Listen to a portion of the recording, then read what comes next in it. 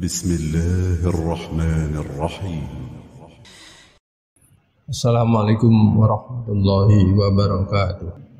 Alhamdulillah alladzi ahyana ba'da ma amatana wa ilaihi nusyur. Asyhadu an la ilaha illallah wahdahu la syarikalah wa asyhadu anna Muhammadan abduhu wa rasuluh. Allahumma shalli wa sallim wa barik ala nabiyyina Muhammadin wa ala alihi wa ashabihi wa man da'a bi da'watihi ila yaumiddin. Amma ba'du, jamaah subuh rahimakumullah. Allah masih mentakdirkan kita untuk hidup kembali setelah Allah mematikan kita untuk sementara. Dan ini termasuk karunia yang Allah berikan kepada kita untuk melaksanakan ibadah kita kepada Allah Subhanahu wa taala. Bagaimana tujuan Allah menciptakan kita adalah wa ma khalaqtul jinna wal insa illa liya'budun. Dan tidaklah aku ciptakan jin dan manusia kecuali beribadah kepadaku. Jadi hidup kita adalah untuk ibadah, makanya kita sering berucap Qul inna sholati wa nusuki wa mahyaya wa mamati lillahi rabbil alamin. Sungguhnya sholatku, ibadahku, hidupku, matiku adalah hanya lillahi rabbil alamin, hanya karena Allah Subhanahu wa taala.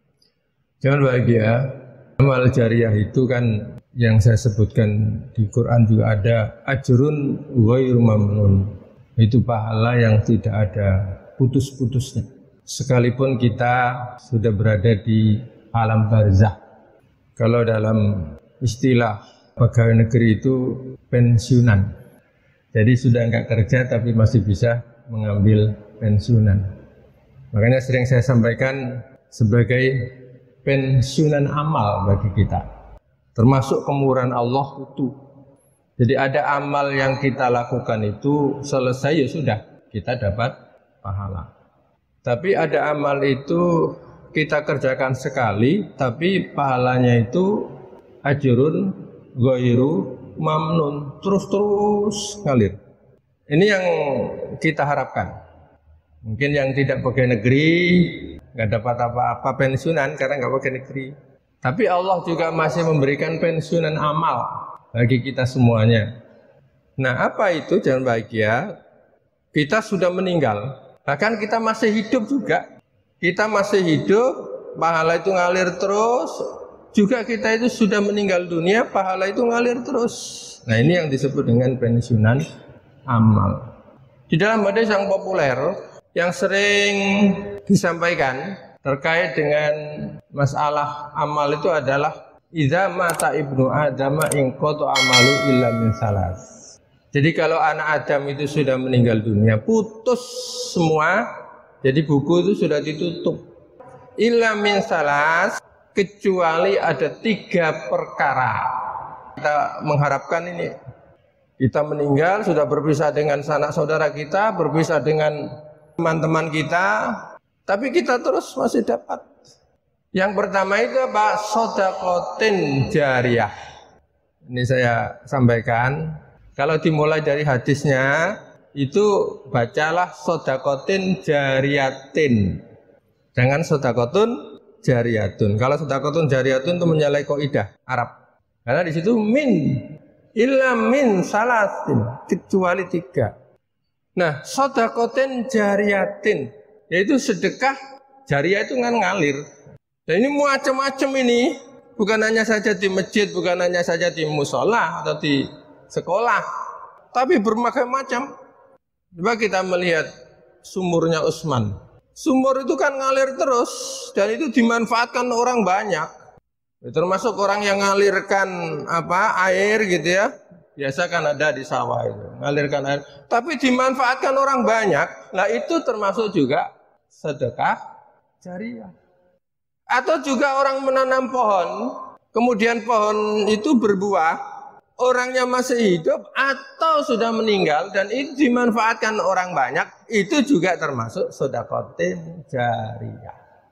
Banyak ya orang itu sedekah untuk masjid, bagus karena masjid dipakai terus, atau untuk sekolah, karena sekolah itu adalah dipakai terus. Tapi ada juga jalan, ada juga termasuk pohon tadi ya bro. Itu juga dimanfaatkan terus, kita dapat pahala terus. Itu namanya sedekatin jariyah. Orangnya sudah meninggal, tapi terus mendapatkan pensiunan amal dari Allah Subhanahu Wa Taala yang sering disebutkan dengan ajrun ghairu mamnun. Pahala yang terus ngalir, sedekah jariyah. Yang kedua adalah au ilmin yuntafa'u bih. Ilmu yang dimanfaatkan. Dimanfaatkan berarti ilmu kalau nggak dimanfaatkan berarti bukan sedekah jariyah. Makanya saat pagi-pagi begini kan, Allahumma inni as'aluka ilman nafi'ah. Nah, iman nafi'ah itulah ilmu yang nanti pahalanya itu ngalir terus sekalipun kita ini sudah meninggal dunia. Bahkan kita berlindung kepada Allah kan dalam doa kita, Allahumma inni a'udzubika min qalbin la yakhsha wa min ilmin la yanfa wa min du'ain la yusma wa min hawa in la yashba. Ya Allah, aku berlindung kepadamu ya Allah dari ilmu yang tidak bermanfaat.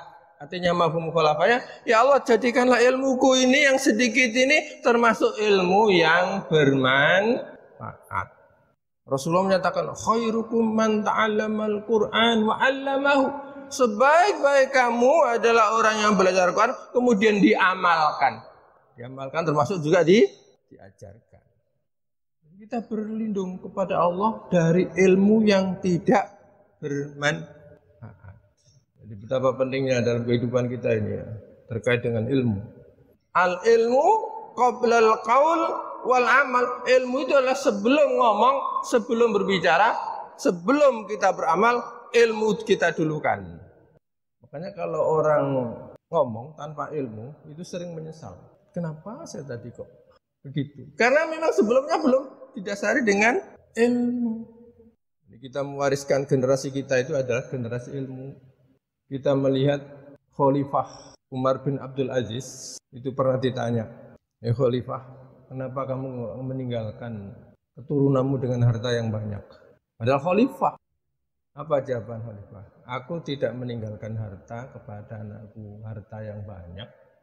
Tapi aku akan meninggalkan anakku dengan ilmu. Karena dengan ilmu itu akan membimbing dia di dalam kehidupannya. Kita melihat dalam sejarah bagaimana Nabi Sulaiman ditawari oleh Allah Subhanahu Wa Taala 3, suruh milih 1, jabatan, harta, atau ilmu. Apa jawaban Rasulullah? Dia pilih ilmu. Karena dengan ilmu gampang dapat jabatan, dengan ilmu juga gampang dapat harta. Tapi kalau orang punya jabatan tanpa ilmu, banyak rakyat yang mencela. Atau banyak harta, nggak punya ilmu, hilang harta itu. Yang ketiga adalah awaladin soleh yad'ulah. Anak yang soleh, yang senantiasa mendoakan. Di sini sebenarnya bukan hanya mendoakan, karena anak itu adalah investasi untuk akhirat. Dan menjadikan anak soleh itu tidak bin salah bin. Ada aturannya dari Rasulullah SAW bagaimana kita menjadikan anak kita itu soleh. Kalau lihat urut-urutannya jangan bahagia. Yang pertama di saat kita mencari pasangan. Kita di saat mencari pasangan, mencari jodoh, itu cari jodoh yang soleh. Kalau dalam hadis kan Rasulullah menyatakan tungkahul mar'atu li arba. Jadi wanita itu dinikahi karena 4. Maliha, wali jamaliha, wali khasabiha, wali diniha. 4 itu yang fi'il amarnya yang disampaikan oleh Rasulullah adalah fadfar bidatidin. Pilih agamanya. Jadi biasanya jangan diterjemahkan begini. Nikahilah wanita itu karena 4. Kan gitu. Yang disuruh itu adalah fadfar bidatidin.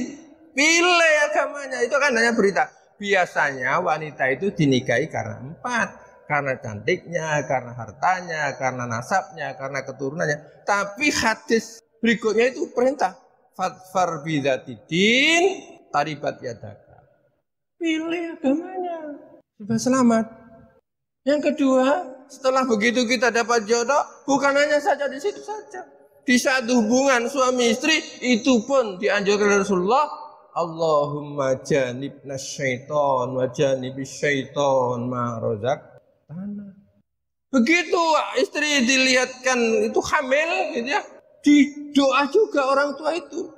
Kan dalam ayat Al-Quran doa Allah menyatakan, falamma taghasyaha hamalat hamlan khafifan famarrat bihi falamma asqalat da'awallaha rabbahuma lain ataitana sholihan lanakunanna minasyakirin. Maka tatkala sang suami itu ngumpuli istrinya, kemudian dengan takdir Allah hamil ringan, kemudian menjadi berat, maka falamma asqalat, tatkala berat-berat begitu itu, faqalat rabbuhuma la in ataitana sholihan lanakunanna minasyakirin. Ya Allah, kalau Engkau jadikan anak ini anak yang soleh, solihah kalau perempuan, sungguh aku termasuk orang-orang yang syukur kepadamu. Doa.